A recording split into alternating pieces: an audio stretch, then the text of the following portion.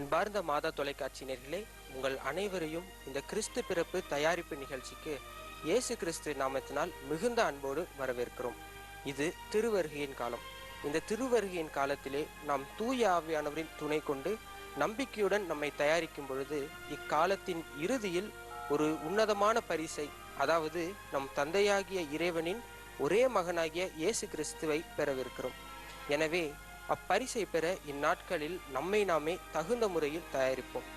கிறிஸ்து பிறப்பு விழாவிற்கு நம்மை தயாரிக்கும் வகையில் கத்தோலிக்க திரு அவையானது நமக்கு 4 வாரங்களை கொடுத்துள்ளது. ஒவ்வொரு வாரமும் ஞாயிறு வாசகங்களின் வழியாக இறைவார்த்தையை தியானித்து அதனை நம் வாழ்வில் செயல்படுத்த நமக்கு அழைப்பு விடுக்கிறது. இந்த திருவருகையின் காலத்தில் ஒவ்வொரு வாரமும் நாம் ஒரு குறிப்பிட்ட நிற மெழுகுதிரியினை ஏற்றி அதன் முக்கியத்துவத்தை பற்றி தியானிக்க இருக்கிறோம். அத்தோடு இயேசு கிறிஸ்து பிறப்பின் வழியாக நாம் பெற்றுக்கொள்ளும் நம்பிக்கை, அன்பு, அமைதி, மகிழ்ச்சி ஆகியவற்றை பற்றியும் நாம் தியானிக்க இருக்கிறோம். திருவருகை காலத்தின் முதல் ஞாயிறான இன்று நாம் ஏற்றவிருக்கும் மெழுகுதிரியானது ஊதா நிறத்திலான இறை வாக்கினர்களின் மெழுகுதிரி. இது கிறிஸ்து பிறப்பு நமக்கு தரும் நம்பிக்கையும் எதிர்நோக்கையும் குறிக்கிறது.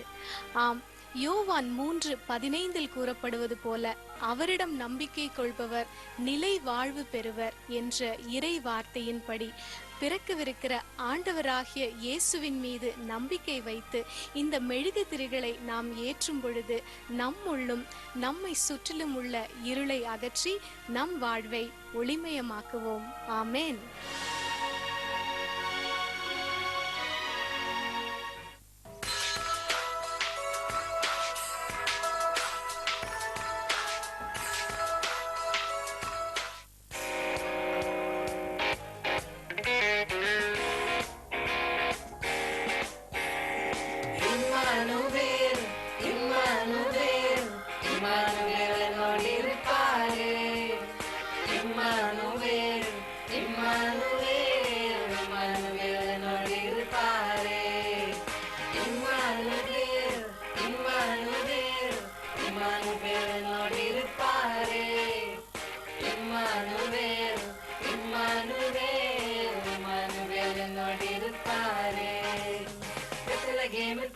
அவர் பாலகனாய் உதித்த அவர் இம்மானுவேல் என்னோடு இருப்பாரே.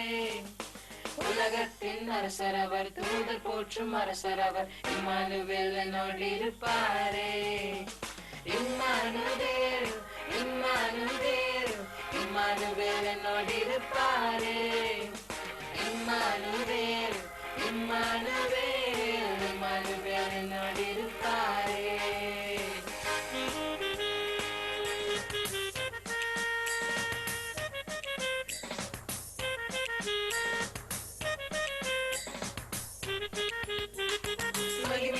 கடவுள் அவர், மகத்துவத்தின் கடவுள் அவர், இம்மானுவேல் என்னோடு இருப்பாரே.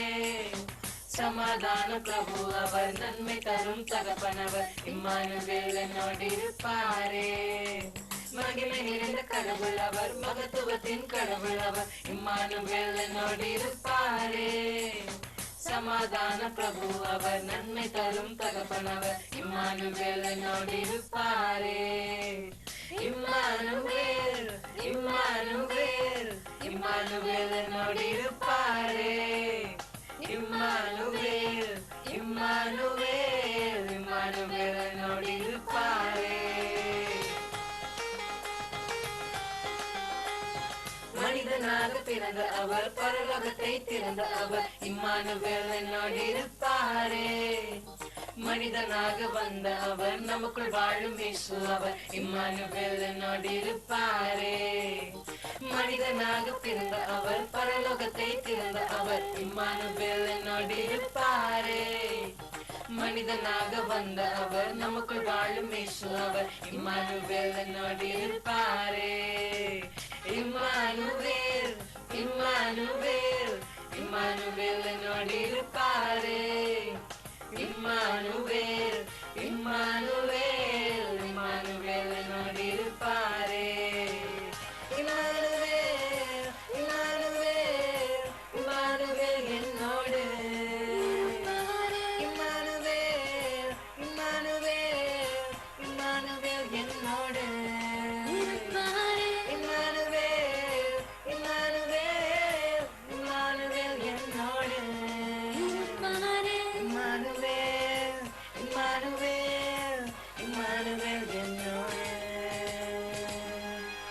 ஆம் அன்பார்ந்தவர்களே, இயேசு பிறப்பதற்கு பல நூற்றாண்டுகளுக்கு முன்பாக 300க்கும் மேற்பட்ட தீர்க்க தரிசனங்கள் உரைக்கப்பட்டிருக்கிறது. இயேசு எங்கே, எப்படி, யாருடைய வழிமரபினராய் பிறப்பார் என்று எசாயா, எரேமியா, செக்கரியா, மீகா போன்ற இறைவாக்கினர்கள் முன்னறிவித்திருக்கிறார்கள். சிறப்பாக எசாயா இறைவாக்கினர் இதனை பல முறை முன்னறிவித்திருக்கிறார். எசாயா 7:14 வாசிக்கிறோம், ஆதலால் ஆண்டவர் தாமே உங்களுக்கு ஓர் அடையாளத்தை அருள்வார். இதோ கருவுற்றிருக்கும் அந்த இளம் பெண் ஓர் ஆண்மகவை பெற்றெடுப்பார், அக்குழந்தைக்கு அவள் இம்மானுவேல் என்று பெயரிடுவார் என்று எசாயா இறைவாக்கினர் வழியாக தந்தையாம் கடவுள் முன்னறிவித்தார். ஆம் அன்பார்ந்தவர்களே, இவ்வாறாக முன்னறிவிக்கப்பட்ட இயேசுவின் பிறப்பிற்கு அன்னை மரியா, இதோ ஆண்டவரின் அடிமை, உமது வார்த்தையின்படி எனக்கு ஆகட்டும் என்று கூறி தன்னையே கையளித்தார். அதே போன்று யோசேப்பும் புரியாத புதிரான வாழ்க்கை சூழ்நிலையிலும் இறைவனின் திருவுளம் என்று அறிந்ததும் அதனை நிறைவேற்ற தன்னை கையளித்தார். இவர்களை போன்று நம் வாழ்விலும் இறைவனின் விருப்பத்திற்கு ஏற்ற வாழ்க்கை வாழ நம்மையே கையளிக்க இன்று அழைக்கப்படுகின்றோம். ஆமன்பார்ந்தவர்களே, இவ்வாறாக இறைவாக்கினர்கள் வழியாக முன்னறிவிக்கப்பட்ட இயேசு ஆண்டவரை இந்த நேரத்திலே நாம் துதிப்போம். இறைவாக்கினர்கள் வழியாக முன்னறிவிக்கப்பட்ட இயேசுவே உம்மை துதிக்கிறோம். ஈசாயின் குலக்கொழுந்தானவரே உம்மை துதிக்கிறோம். மக்களினங்களை ஆளும் தலைவராய் அவர் தோன்றுவார் என்று முன்னறிவிக்கப்பட்ட இயேசுவே உம்மை துதிக்கிறோம். இதோ கன்னி கருவுற்று ஓர் ஆண்மகவை பெற்றெடுப்பார் என்று முன்னறிவிக்கப்பட்ட இயேசுவே உம்மை துதிக்கிறோம். தாவீதின் வழிமரபிலே பிறப்பார் என்று முன்னறிவிக்கப்பட்ட இயேசுவே உம்மை துதிக்கிறோம். எப்ரத்தா எனப்படும் பெத்லஹேமில் அவர் பிறப்பார் என்று முன்னறிவிக்கப்பட்ட இயேசுவே உம்மை துதிக்கிறோம். அரசுரிமை உடையவராய் அவர் இருப்பார் என்று முன்னறிவிக்கப்பட்ட இயேசுவே உம்மை துதிக்கிறோம். இஸ்ரேலின் செங்கோலாய் இருப்பார் என்று முன்னறிவிக்கப்பட்ட இயேசுவே உம்மை துதிக்கிறோம். யாக்கோபிலிருந்து விண்மீன் ஒன்று உதிக்கும் என்று முன்னறிவிக்கப்பட்ட இயேசுவே உம்மை துதிக்கிறோம். அமைதியின் அரசர், வலிமை மிகு இறைவன், என்றும் உள்ள தந்தை என்று பல பெயர்களால் அழைக்கப்படுவார் என்று முன்னறிவிக்கப்பட்ட இயேசுவே உம்மை துதிக்கிறோம். வார்த்தை மனு உருவாவார் என்று முன்னறிவிக்கப்பட்ட இயேசுவே உம்மை துதிக்கிறோம். உம்மை துதிக்கிறோம் இயேசுவே, உம்மை துதிக்கிறோம் இயேசுவே, உம்மை துதிக்கிறோம் இயேசுவே. ஆமன்பார்ந்தவர்களே, நாம் இந்த வேளையிலும் கூட நம் இயேசு ஆண்டவரை இந்த பாடலின் வழியாக ஆராதிப்போம்.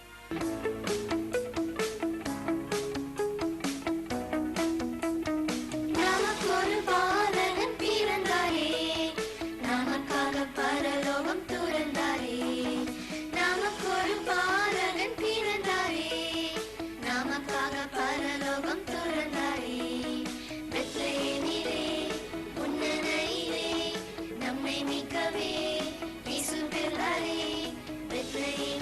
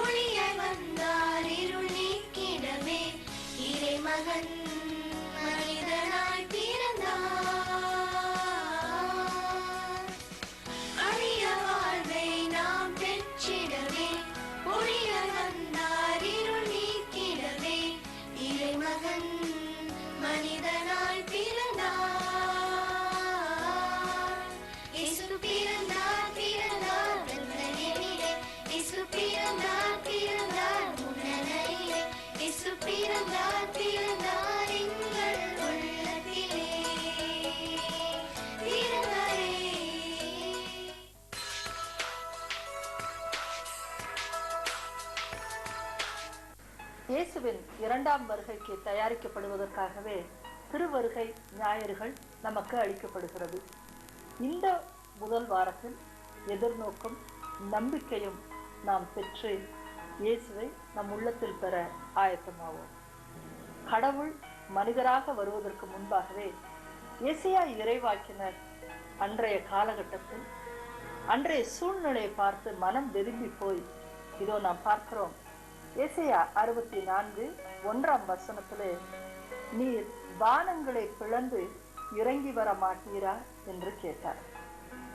அன்றைய சூழ்நிலையில் மக்கள் மத்தியிலே ஒரு சமாதானம் இல்லாமல், நாட்டிலே ஒரு அமைதி இல்லாமல் மக்கள் வாழ்ந்ததினாலே கடவுளை நோக்கி நீர் வானத்தை பிளந்து வரமாட்டீரா என்று கேட்டார். அவருடைய கூக்குரலுக்கு கடவுள் பதிலளித்தாரா என்று பார்த்தால் கண்டிப்பாக ஆம். 2000 ஆண்டுகளுக்கு முன்பாக கடவுள் அந்த வானத்தை விட்டு இறங்கி வந்தார், நம் மத்தியிலே வந்தார், வாக்கு மனிதனானார் என்று பார்க்கிறோம். எவ்வளவு பெரிய ஒரு மறைப்பொருள் அது! எல்லாவற்றையும் படைத்த ஆண்டவர், அண்ட சராசரங்களையும் படைத்தவர். நாம் கண்களால் சிலவற்றை பார்த்திருக்கிறோம், பார்க்காத நிறைய காரியங்கள் நம்மை சுற்றிலும் இயங்கிக் கொண்டிருக்கிற அந்த படைப்பின் கடவுள் மனிதனாகிய ஒரு படைப்பின் மத்தியிலே அவர்களின் மகிழ்ச்சியிலும் துக்கத்திலும் பகிர்ந்து கொள்ள நம் மத்தியிலே வந்தார். அவரை பெற்றுக்கொள்கிற அந்த நாளைத்தான் நாம் கிறிஸ்துமஸ் பண்டிகை என்று சொல்லி ஆயத்தமாய் கொண்டிருக்கிறோம். ஆம், இந்த உலகத்தின் காரியங்களிலே ஒவ்வொன்றுக்கும் நாம் தயாராக வேண்டியிருக்கிறது. திருமணம் என்று சொன்னால் மணமக்கள் தயாராகிறார்கள். ஒரு குழந்தை பிறக்கப் போகிறது என்று சொன்னால் பெற்றோர்கள் தயாராகிறார்கள். அப்படி என்றால் நம்முடைய அரசரை, ராஜாதி ராஜரை நாம் வரவேற்க நாமும் ஆயத்தமாக வேண்டும். அதற்காகவே இந்த திருவருகை ஞாயிறுகள் நமக்கு அளிக்கப்படுகிறது. ஏசாயாவின் நூலிலே மற்றும் ஒரு காரியத்தை நாம் பார்க்கிறோம். எசேயா 9:2 கார் இருளில் நடந்து வந்த மக்கள் பேரொளியை கண்டார்கள். சாவின் நிழல் சூழ்ந்துள்ள நாட்டில் குடியிருப்போர் மேல் சுடரொளி உதித்துள்ளது. இந்த வசனத்திலே நாம் 2 காரியங்களை பார்க்க முடிகிறது. கார் இருளில் நடந்து வந்த மக்கள், கருமையான ஒரு இருளில் வாழ்ந்த மக்கள். இன்றைக்கும் கூட நம்முடைய பாவத்தினாலே, தவறுகளினாலே, நேர்மையற்ற தனத்தினாலே நாம் எந்த திசைக்கு செல்கிறோம் என்று தெரியாமல் ஒரு கருமையான இருளிலே அநேக பேர் வாழ்ந்து கொண்டிருக்கிறோம். இப்படிப்பட்ட நம்முடைய வாழ்க்கையில் நாம் அன்றைக்கு மக்கள் கண்டது போல பேரொளியை நாம் காண வேண்டாமா? மீண்டும் அவர் சொல்லுகிற வார்த்தையை பாருங்கள். சாவின் நிழல் சூழ்ந்துள்ள நாட்டில் குடியிருப்போர்மே. நம்முடைய வீடுகளில் இந்த காலகட்டத்தில் அநேக துக்கம் இருக்கலாம். அப்படிப்பட்ட உள்ளத்தை நீங்கள் இன்றைக்கு கொண்டிருந்தால் என் மேல் ஆண்டவருடைய சுடரொளி விழ வேண்டும் என்று சொல்லி நாம் ஜெபித்து ஆயத்தமாக வேண்டும். இயேசு நம் உள்ளத்திலே பிறக்கும் பொழுது கண்டிப்பாக நாமும் பேரொளியையும் சுடரொளியையும் பெற்றுக்கொள்ளப் போகிறோம். நம்முடைய பாவத்தை நாம் இந்த காலகட்டத்திலே உணர்ந்து ஆண்டவரிடத்திலே வருவோம். நீங்கள் நல்லதொரு பாவ சங்கீர்த்தனத்தை இந்த காலங்களிலே செய்யுங்கள்.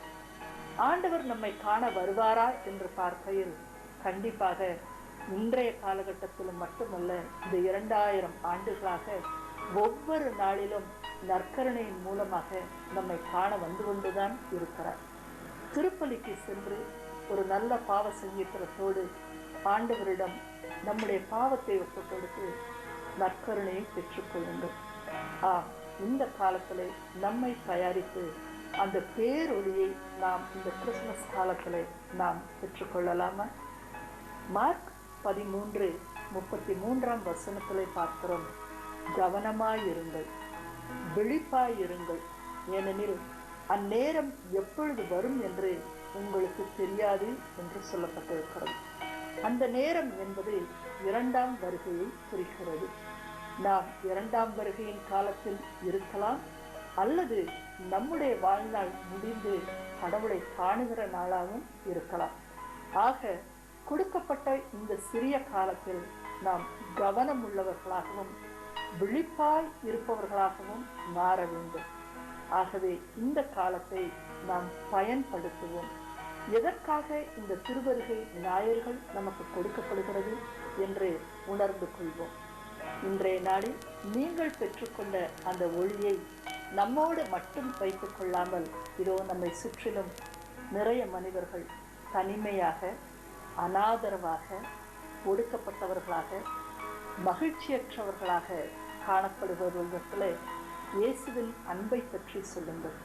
அவர்களுக்கும் எதிர்நோக்கையும் இந்த உலகியல் வாழ்க்கையிலும் மறு உலக வாழ்க்கையும் பற்றி அறிவித்து நம்பிக்கையும் நாம் அளிக்க வேண்டும். இந்த ஒவ்வொரு திருவருகையின் காலத்திலும் நம்மை ஆயத்தப்படுத்தலாமா?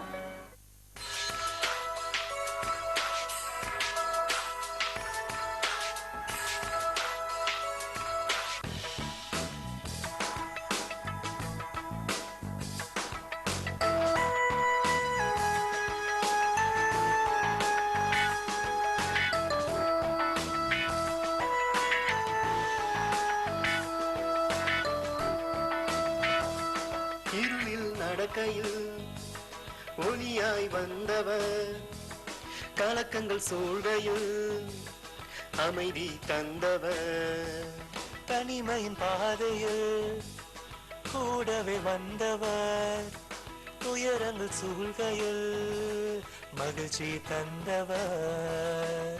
நீரே இம்மானுவே, இம்மானுவே, இம்மானுவே.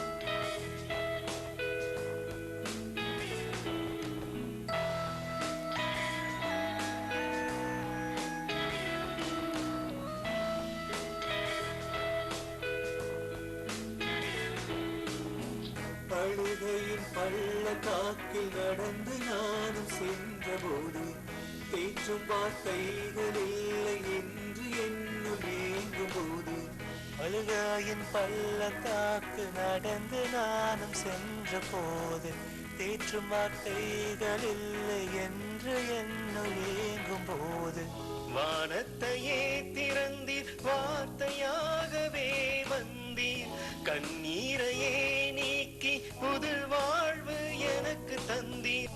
வானத்தையே திறந்தீர், வார்த்தையாகவே வந்தீர், கண்ணீரையே நீக்கி புது வாழ்வு எனக்கு தந்தீர். விண்ணுலகில் என்னை சேர்க்க பணியாக நீர் வந்தீர், விண்ணுலகில் என்னை சேர்க்க பணியாக நீர் வந்தீர். இருளில் நடக்கையில் ஒளியாய் வந்தவர், கலக்கங்கள் சூழ்கையில் அமைதி தந்தவர், தனிமையின் பாதையில் கூடவே வந்தவர், துயரங்கள் சூழ்கையில் மகிழ்ச்சி தந்தவர். நீரே இம்மானுவே, இம்மானுவே, இம்மானுவே. நீரே இம்மானுவே, இம்மானுவே, இம்மானுவே. நீரே இம்மானுவே, இம்மானுவே, இம்மானுவே. நீரே இம்மானுவே, இம்மானுவே.